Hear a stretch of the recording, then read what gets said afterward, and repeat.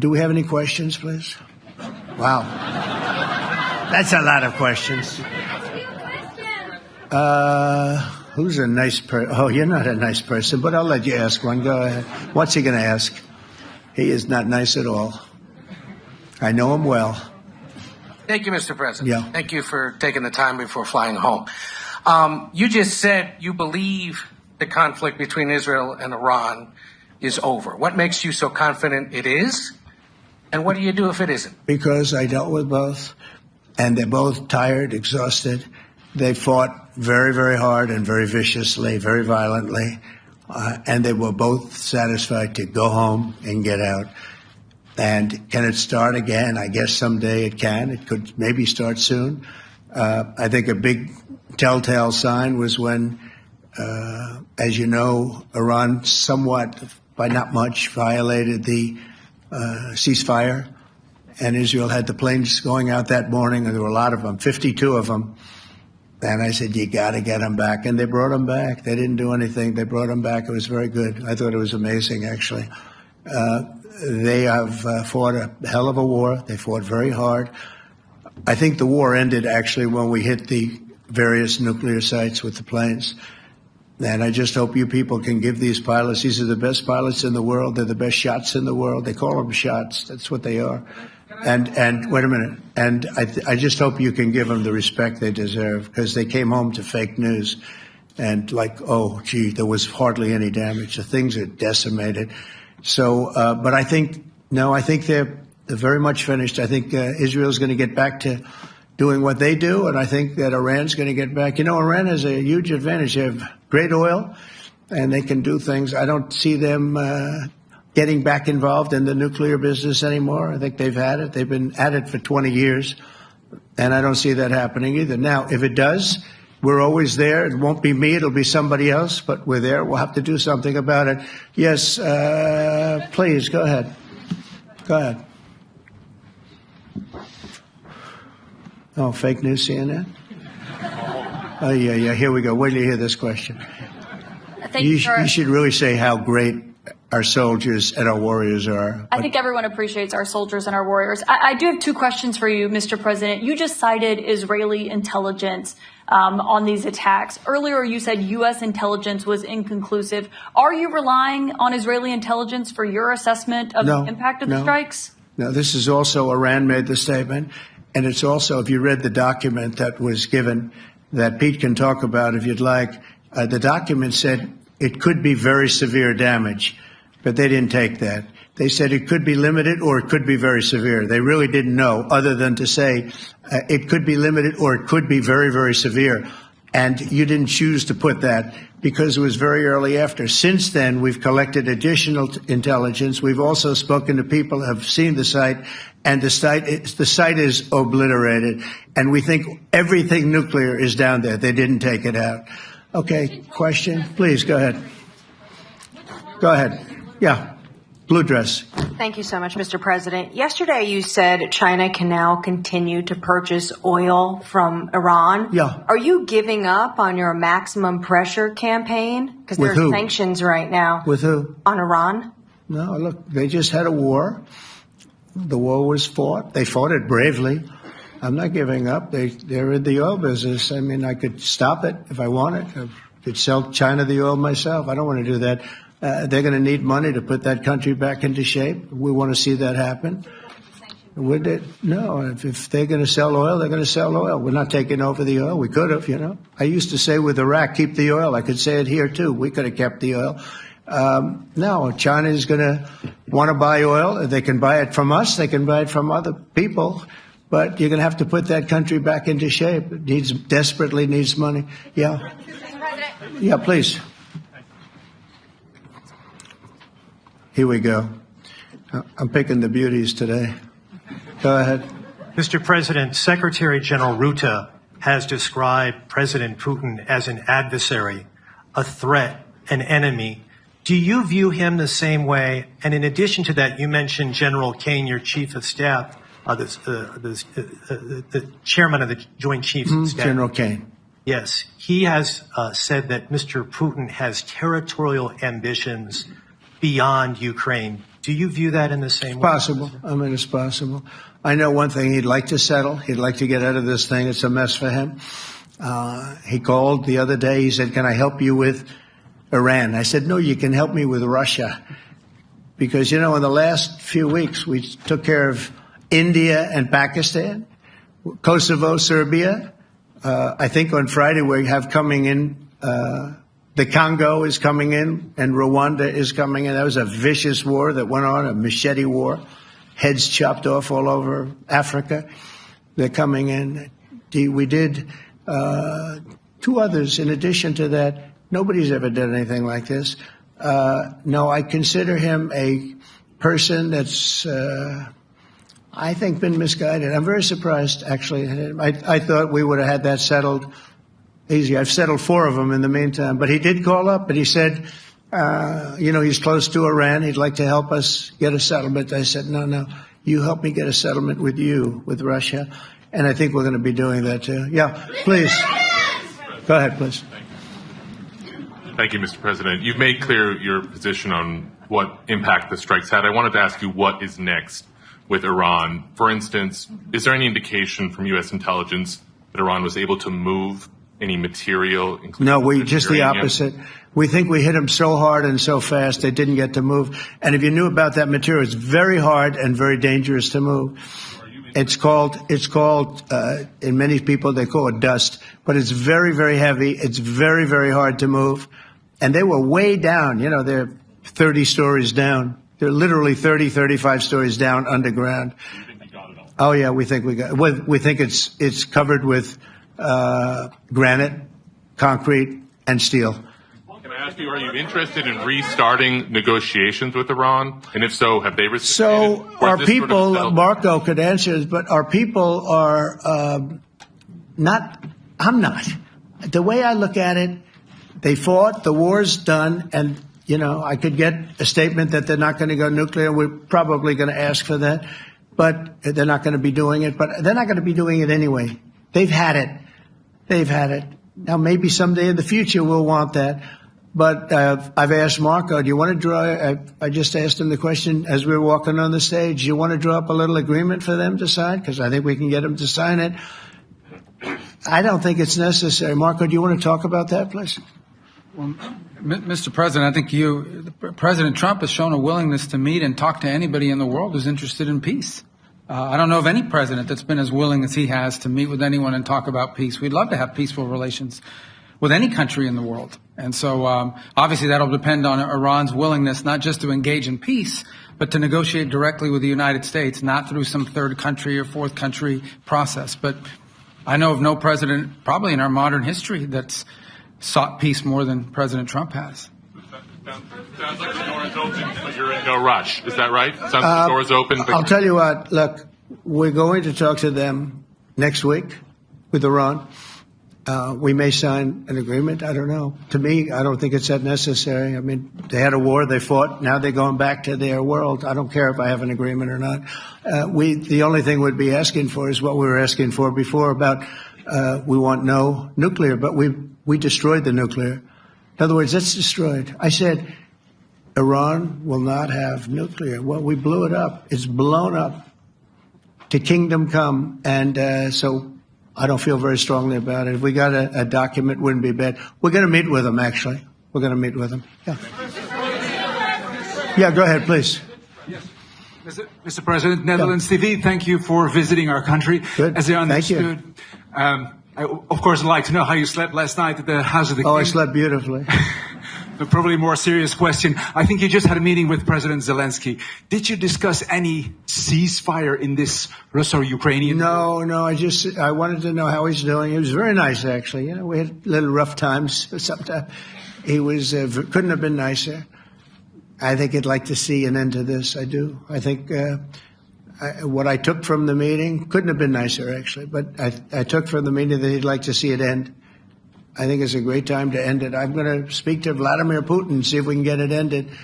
But look, these are brave people. They're fighting these wars all over the place. You know, last week they had, I guess, I told you, close to 7,000 young soldiers, Russian and Ukrainian soldiers were killed, 7,000 in 1 week. It's crazy. It's crazy. So I'll be speaking to Putin. No, I had a good meeting with Zelensky, and I had a lot of good meetings. We had a lot of good meetings with a lot of people, a lot of great leaders. But he's fighting a brave battle. It's a tough battle. Yeah. Go ahead, white dress. Thank you. Ida Hallikainen from Finland, Ilta-Sanomat. Good. You have played golf with President Alexander Stubb. How do you see Finland as a NATO ally and partner, and how would you describe your relationship with our president? Well, he's a very good golfer. Okay. In fact, he was on his college golf team. He went to a good college in the South, as you know, a very good college, and he was a good golfer. We had a good time. I think my relationship's great. I want to buy icebreakers.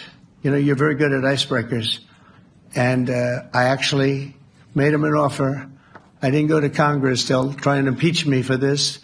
But there's an old, it's not old, it's fairly new, but it's used icebreaker. And I offered him about 1/3 of what he asked for. But we're negotiating. We need icebreakers in the U.S. And if we can get some inexpensively, I'd like to do that. Actually, they'll fix it up, make it good. Also, we may buy some icebreakers. You know, you're the king of icebreakers, that particular country. They make them good. They make them really good, and they know what they're doing. And so we're negotiating with them for about 15 different icebreakers. But one of them is available now. It's old, and it's, old. It's like 5-6 years old. And we're trying to buy it. I'm trying to make a good deal. It's all I do my whole life. My whole life, that's all I do is make deals. Yeah, please. Go ahead. Sir, go ahead. Yeah, a question for NewsHour, Dutch TV. First of all, on Article 5, on your way here, you spoke about the commitment of the U.S. to Article 5, saying, I'll give you my definition once we're here. Yeah. What is your definition, and may the U.S. commitment to Article 5 change in case some of the NATO members do not reach the threshold that was discussed today? My second question is following up on a colleague on Iran. What intel reports do say that everything over there was obliterated? Yeah, well, there are numerous of those reports, and they're coming out fast and furious. But the most respected ones we've already seen. And I will say that on a very confidential basis, they're looking at the reports like numerous reports, and including people going to the site and checking the site. And they're going to be having, I guess you're going to be having over the next couple of days a full, you're going to encapsulate it. But no, the site was obliterated, just like I said it was. And just like the pilots should be given credit for. As far as Article 5, look, when I came here because it was something I'm supposed to be doing, but I left here a little bit differently. I said, I watched the heads of these countries get up, and the love and the passion that they showed for their country was unbelievable. I've never seen quite anything like it. They want to protect their country, and they need the United States. And without the United States, it's not going to be the same. And you can ask Mark, or you can ask any of the people that were there. It was really moving to see it.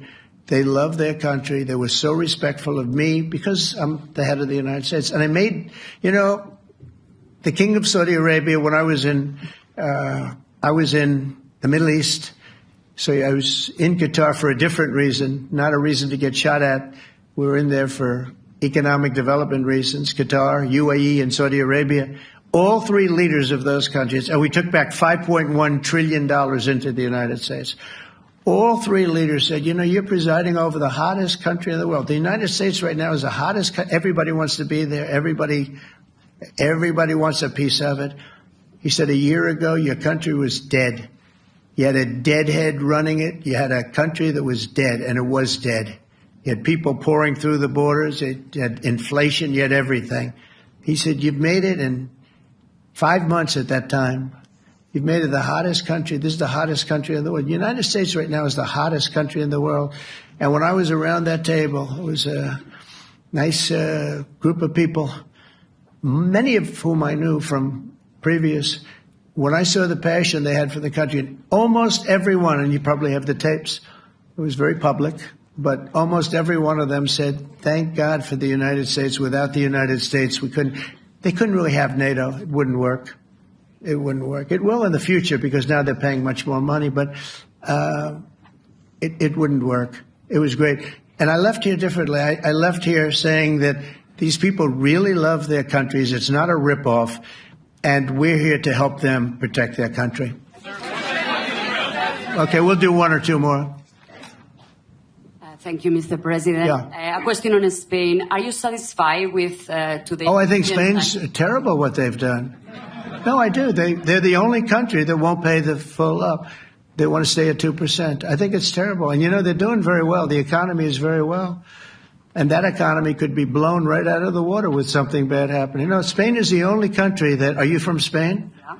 Good. Congratulations. You're the only country that is not paying. I don't know what the problem is. I think it's too bad. So we'll make it up. You know what we're going to do? We're negotiating with Spain on a trade deal. We're going to make them pay twice as much. And I'm actually serious about that. We're going to make Spain... I like Spain. I have so many people from Spain that it's a great place and they're great people. But Spain is the only country out of all of the countries that refuses to pay. And, so they want a little bit of a free ride. But they'll have to pay it back to us on trade because I'm not going to let that happen. It's unfair. It's unfair to NATO. All right, sir, please.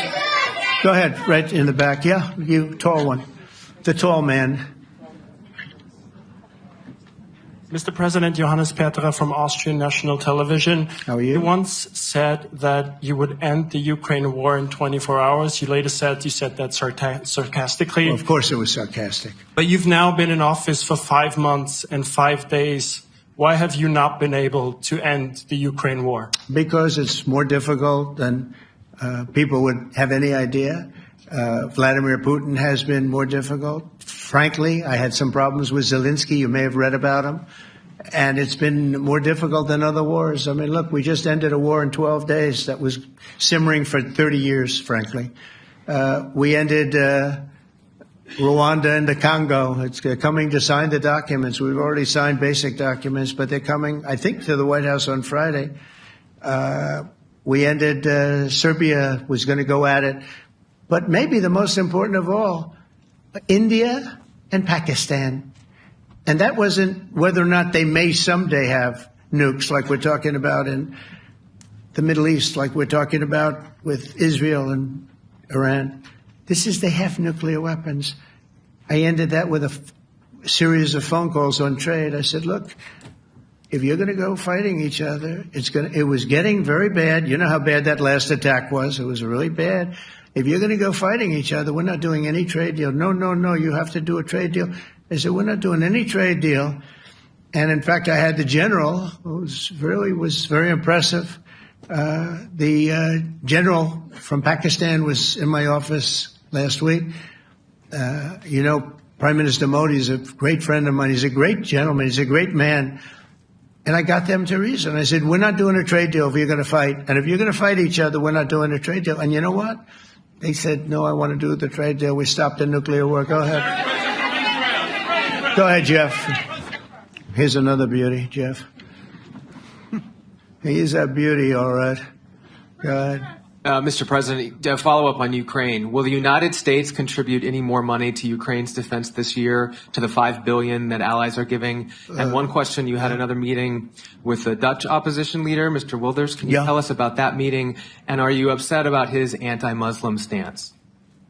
I'm not upset about it. It's just his view.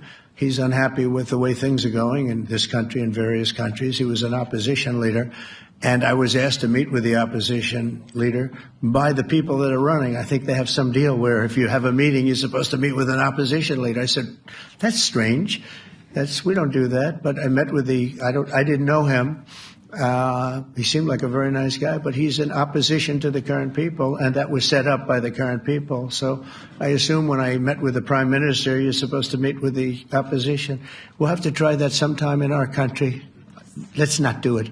But I thought he was very good. As far as money going, we'll see what happens. There's a lot of spirit. Look, Vladimir Putin really has to end that war. People are dying at levels that people haven't seen before for a long time. Go ahead. Go ahead. White shirt. Oh, she's all excited. So, BBC News Ukrainian. Where are you from? I'm from Ukraine. Oh. So my question to you is whether or not the U.S. is ready to sell anti-air missile systems Patriot to Ukraine. We know that Russia has been pounding Ukraine really heavily right now. Are you living yourself now in Ukraine? My husband is there. Wow. And I can see you very, it's amazing. And me with the kids, I'm in Warsaw actually, because he wanted me to be. Is your husband a soldier? No? He's there now? Yeah. Wow. That's rough stuff, right? That's tough. And you're living here? In Warsaw. And you're a reporter? I am. Good. So let me just tell you, they do want to have the missiles, okay, as they call them, the Patriots. And we're going to see if we can make some available, They're very hard to get. We need them too. We were supplying them to Israel, and they're very effective, 100% effective. Hard to believe how effective. And they do want that more than any other thing, as you probably know. That's a very good question, and I wish you a lot of luck. I mean, I can see it's very upsetting to you.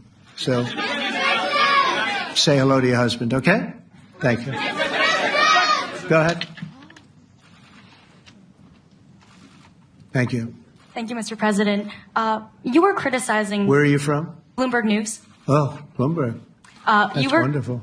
You were criticizing the Federal Reserve Chair before coming to this summit. Yeah, I think he's terrible. I was wondering if you've begun interviewing different candidates for the Fed pick. Yeah, I know within 3 or 4 people who are going to pick. I mean, he goes out pretty soon, fortunately, because I think he's terrible. We have no inflation. We have a tremendous economy. Hundreds of billions of dollars of tariff money is pouring in. Factories are being built because they don't want to pay the tariffs, so they're building them all over the country. I think we're close to $15 trillion. I told you $5.1 trillion from the Middle East alone, but of investment money coming in. There's never been anything like that in the history of our country. But we have no inflation. And we have borrowing because Biden, stupidly, they did short-term debt. So we have borrowing coming up. And, we'll go 10 years, maybe longer, maybe shorter, but we'll go a long period of time when we do the debt. And because of him, because of this guy, we will have to pay for years. We'll be paying for him. And I said to him, listen, there's no inflation. He says, but maybe there'll be some. That's true. I said, if there is some, what you do is raise the rate. I'm okay with that. You raise the rate in 2 years from now or in a year from now. But because the rate's high, we have to pay more for debt. It's pretty equal. In other words, if it's 4%, it's 4%. If you drop it a point, you'll pay 3%. So it's fairly equal, not necessarily, but fairly equal. So we're going to end up paying maybe 2 points or 3 points more. 3 points would be about $900 billion a year because of this very average mentally person. He's an average mentally person. I'd say low in terms of what he does, low IQ for what he does, okay? Wait, so instead of paying $900 billion, we don't want to pay 900 just because he doesn't want to lower the rate. I said, if there's inflation in 2 years or 3 years or 1 year from now, you raise the rate and you take care of the inflation, among other things. But he's probably a very political guy, I guess. I don't know. I think he's a very stupid person, actually. All right, one more. Let's go. How about you? Go ahead. She looks so happy and everything. Thank you. So I picked her. I'm from Spain, too. I'm Anabu from La Vanguardia. I wanted to know if... You're where from? Spain, too. I wanted to know if you want to... That's the Spain corner right there. Shouldn't have said that. That's okay. I do like Spain, by the way. I think it's unfair that they're not paying, but go ahead. Are you going to negotiate directly with Spain about... I'm going to negotiate directly with Spain. I'm going to do it myself. They're going to pay. They'll pay more money this way. You should tell them to go back and pay. You're a reporter? You tell them to go back. They ought to join all of those countries that are paying 5%. Spain's going to be just about the only one that's not. They were the most hostile toward doing it. It just doesn't make sense to me. Okay. All right, Kelly, go ahead. Here we go. There's another one. Thank you very We got them all today. Okay.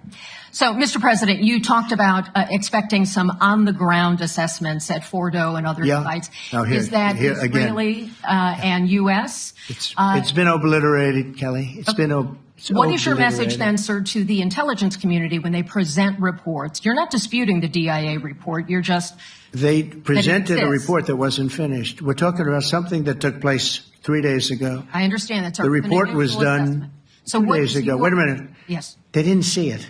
All they can do is take a guess. Now, if you take a look at the pictures, if you take a look how it's all blackened, you know the fire and brimstone is all underground because it's granite and it's all underground. You don't show it.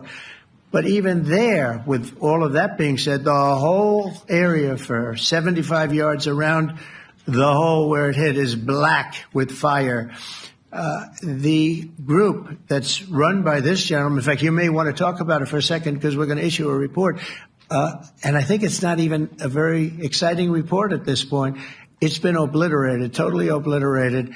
And they did a report, but it was like, if you look at the dates, it's just a few days after it happened. Sir. So they didn't see it. They said it may be very severe. Understood. Do you have a message for the intelligence community, though, in terms of unvarnished information getting to you, that it's not... I don't really have a message. I would say issue the report when you know what happened. I wouldn't say that it could be severe or maybe not. They use the word severe. It could be severe or maybe it's not. So people like you picked up and said, oh, it's not severe. No, the report was not a complete report. Yeah, the message was probably wait till you know the answer before you... And, sir, did you not have a public component to your Zelensky meeting for a tactical reason with President Putin? Let him answer this one. Hello, Mr. Secretary. Yeah. There's a reason the president calls out fake news for what it is. These pilots, these refuelers, these fighters, these air defenders, the skill and the courage it took to go into enemy territory flying 36 hours on behalf of the American people and the world to take out a nuclear program is beyond what anyone in this audience can fathom. And then the instinct of CNN, the instinct of the New York Times is to try to find a way to spin it for their own political reasons to try to hurt President Trump or our country. They don't care what the troops think. They don't care what the world thinks. They want to spin it to try to make him look bad based on a leak. Of course, we've all seen plenty of leakers. And what do leakers do? They have agendas. And what do? Do they share the whole information or just the part that they want to introduce? And when they introduce that preliminary report that's deemed to be a low assessment, you know what a low assessment means? Low confidence in the data in that report. And why is there low confidence? Because all of the evidence of what was just bombed by 12 30,000-pound bombs is buried under a mountain, devastated and obliterated. So if you want to make an assessment of what happened at Fordo, you better get a big shovel and go really deep because Iran's nuclear program is obliterated. And somebody somewhere is trying to leak something to say, oh, with low confidence, we think maybe it's moderate. Those that dropped the bombs precisely in the right place know exactly what happened when that exploded. And you know who else knows? Iran. That's why they came to the table right away, because their nuclear capabilities have been set back beyond what they thought were possible because of the courage of a commander-in-chief who led our troops, despite what the fake news wants to say. But you're not disputing the report said what it said, even though it was initial. The report said what it said, and it was fine. It was severe, they think, but they had no idea. They shouldn't have issued a report until they did. But we've gotten the information. I think Pete said it better than you can say it. And, you know, you should be proud, you, especially you, should be proud of those pilots, and you shouldn't be trying to demean them. No, those pilots flew at great risk, a big chance that they'd never come back home and see their husbands or their wives. Let me just tell you, you and NBC, fake news, which is one of the worst, and CNN, New York Times, are all bad. They're sick. There's something wrong with them. But you know what? You should be praising those people instead of trying to find some. By trying to go and get me, you're hurting those people. They were devastated. You know, I got a call from Missouri, great state, that I won 3 times by a lot. And I got a call that the pilots and the people on the plane were devastated because they were trying to minimize the attack. And they all said it was hit. but we don't think it was really maybe hit that badly. And they were devastated. They put their lives on the line, and then they have, and I'm not referring to you, but real scum come out and write reports that are as negative as they could possibly be. It should be the opposite. You should make them heroes and heroines. You should make them really people that they were so devastated when they heard this news. And you know what they said? One of them, I spoke to one of them, said, "Sir, we hit the site. It was perfect. It was dead on." Because they don't understand fake news, because they have a normal life, except they have to fly very big, very fast planes. But it's a shame. You should be making them heroes. All right, in the back. Go ahead, back, white, yeah. White jacket, yeah. Go ahead, give me a mic. Hello. Deborah Haynes from Sky News. Good. Mark Rutte, the NATO chief, who is your friend, he called you daddy earlier. Do you regard your NATO allies as kind of children? No, he likes me. I think he likes me. If he doesn't, I'll let you know. I'll come back and I'll hit him hard, okay? No? He did it very affectionate. Daddy, you're my daddy. Do you regard your NATO allies, though, as kind of like children, and they're obviously listening to you and they're spending more, and you're obviously appreciative of that, but do you hope that actually they're going to be able to defend themselves, defend Europe on their own? I think they need help a little bit at the beginning, and I think they'll be able to, and I think they're going to remember this day. And this was a big day for NATO. You know, this was a very big day. They took it. One of the gentlemen said, "You know what? We've been trying to raise money raise the rate for 30 years," he said, 20 years, from almost the beginning. And he's been there for a long time. He said, "Until you came along, it never happened. What you did is amazing." It's been sort of an amazing day for a lot of reasons, but also for that. Yeah, go ahead. Do you think they can do it without you, though, in the future? Can they do it without Well, ask Mark. I mean, you have to ask Mark, okay? So we're heading back. I want to thank these two gentlemen behind me. They're incredible people, both of them. They've done a fantastic job. And Susie's in the front, and she's done great. And Monica, thank you very much. That was quite an exciting time. And we're going to be heading back. We'll be back soon, and we'll see you in Washington, D.C. Remember this, we have the hottest country anywhere in the world. Thank you very much, everybody. Thank you.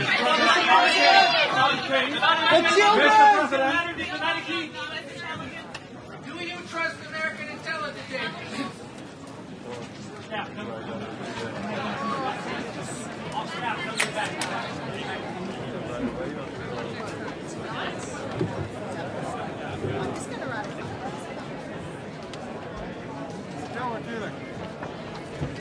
Stel ons een goede cadeau.